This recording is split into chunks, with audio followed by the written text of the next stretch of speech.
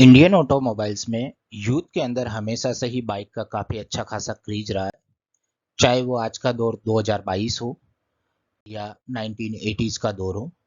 आज हम जिस बाइक के बारे में डिस्कस करेंगे वो 1980s की एक लीजेंडरी बाइक हुआ करती थी। 1980s के दौर में जावा की क्लासिक 250 सीसी बाइक और राजदूत 175 सीसी की बाइक, ये दो बाइक काफ़ी पॉपुलर हुआ करती थी उस दौर में। और इन्हीं दो बाइक की पॉपुलैरिटी को देख के एक ट्रैक्टर बनाने वाली कंपनी एस्कॉर्ट ने एक जापानीज बाइक मेकिंग कंपनी यामा से कोलोब्रेशन करके इंडिया में येजडी और राजदूत दोनों का कंपटीटर बाइक को लॉन्च किया, यामा आर एक्स 135। इस बाइक के अंदर 135 सीसी का इंजन हुआ करता था और ये क्लासिक बाइक कैटेगरी की थी। इसकी परफॉर्मेंस हमेशा से ही येजडी और राजदूत से वेल कंपेरेबल थी, बट अनफॉर्चुनेटली कभी भी ये बाइक सेल्स फिगर में येजडी और राजदूत को बीट नहीं कर सकी। और इसी वजह से यामा को ultimately Yamaha R X 135 CC का प्रोडक्शन इंडिया में बंद करना पड़ा और उसके बाद एक लीजेंडरी बाइक लॉन्च करी, यामा आर एक्स 100, जिसकी टैग लाइन हुआ करती थी अहेड ऑफ द हंड्रेड्स। मतलब बाइक ये 100 सीसी की है लेकिन इसका कंपैरिजन इससे बड़े इंजन वाली बाइक के साथ किया जा सकता है। ये छोटे या लाइटर वर्जन था यामा आर एक्स 135 सीसी का, जिसमें एक छोटा इंजन यूज किया गया था। इस बाइक को सबसे पहले 1985 में लॉन्च किया गया। जब 1985 में इसको लॉन्च किया था तो इसका ऑन रोड प्राइस 19,764 यानी कि 19,764 रुपीज था। ये इंडिया की पहली 98 सीसी टू स्ट्रोक बाइक थी जो 11 bhp का पावर जनरेट करती थी 7,500 आरपीएम पे और 10.39 न्यूटन मीटर का टॉर्क 6,500 आरपीएम पे। यूजुअली आज के दौर की 100 सीसी बाइक से भी इस टाइप का पावर फिगर एक्सपेक्ट नहीं किया जाता है और 98 सीसी को आप 100 सीसी ही कंसीडर कर सकते हैं। इस बाइक का कार्ब वेट काफ़ी कम था, सिर्फ 95 केजी था। इसकी claimed top speed 100 kilometre per hours थी। इन रियल वर्ल्ड सिचुएशन में इसकी टॉप स्पीड 115-120 भी क्लेम की गई है। इसकी क्लेम्ड फ्यूल एफिशिएंसी 40 किलोमीटर पर लीटर थी।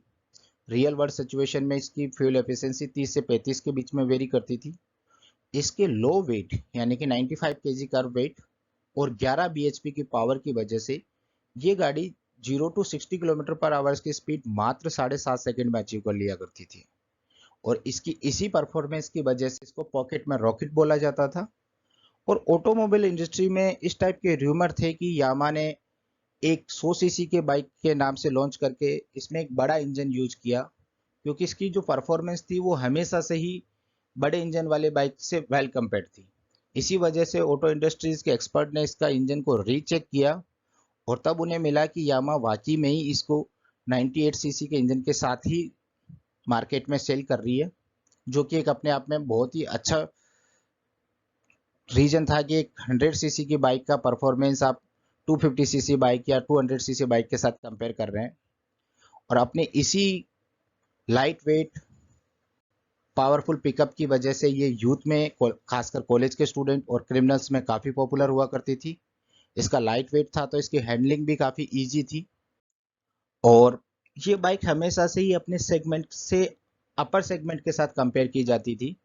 इसके कई सारे न्यूज़ वीडियोस टग वॉर और ड्रैग रेस के अवेलेबल है, जिसमें ये अपने से बड़ी इंजन के साथ बड़े इंजन वाली बाइक के साथ कम्पीट कर रही है। चाहे वो रॉयल इनफील्ड क्लासिक 350 सीसी हो, एसडी जावा 250 सीसी हो, या आज की सभी लोगों की पहली पसंद पल्सर। जब ये बाइक इंडियन रोड्स पे चलती थी तो इसका एक अलग ही रुतबा हुआ करता था और इस बाइक के लाइट वेट की वजह से स्टंट काफ़ी ज़्यादा परफॉर्म किए जाते थे। उस समय सर्कस के मैक्सिमम स्टंट इसी बाइक से परफॉर्म किए जाते थे और एक अलग ही टाइप की इस बाइक की फैन फॉलोइंग हुआ करती थी। इस बाइक को 1985 में 3 कलर के साथ लॉन्च किया गया और सबसे बड़ी बात, ये इंडिया की पहली 100 सीसी बाइक थी जो 11 bhp का पावर जनरेट करती थी। आज की डेट में भी 100 सीसी बाइक से मैक्सिमम 8, 9, 9.5 के आसपास का हॉर्स पावर ही आप लोगों को मिल पाता है। 1985 में इस बाइक के ब्रांड एम्बेसडर उस टाइम के सबसे फेमस क्रिकेटरों में से एक सुनील गावस्कर हुआ करते थे। धीरे धीरे पोल्यूशन नॉर्म्स चेंज होते गए गवर्नमेंट के थ्रू और गवर्नमेंट ने 2 स्ट्रोक बाइक मार्केट को डाउनग्रेड करना स्टार्ट किया और 4 स्ट्रोक मार्केट को अपग्रेड करना स्टार्ट किया। इसी वजह से धीरे धीरे एक स्टेज के बाद टू स्ट्रोक बाइक्स का प्रोडक्शन बंद कर दिया गया और फाइनली यामा RX 100 को 1996 में इसका प्रोडक्शन बैन कर दिया गया इंडिया में। यानी कि ये बाइक लॉन्च हुई थी 1985 में और इसका प्रोडक्शन बंद हुआ था 1996 में। तो इस बाइक की जो मैन्युफैक्चरिंग जर्नी थी इंडिया के लिए वो सिर्फ 11 साल की थी।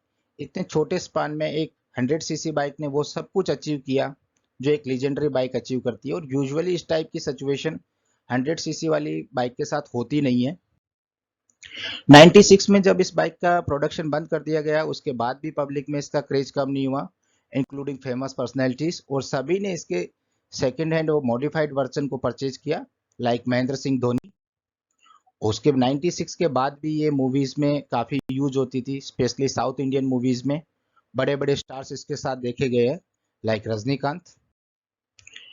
आज 2022 में इस बाइक का प्रोडक्शन को क्लोज हुए करीब 25 से 26 साल हो गए, लेकिन आज भी ये मॉडिफाइड वर्जन फॉर्म में इंडियन मार्केट्स में अवेलेबल है और इसको परचेज करने के लिए पब्लिक अच्छी खासी अमाउंट भी पे करती है।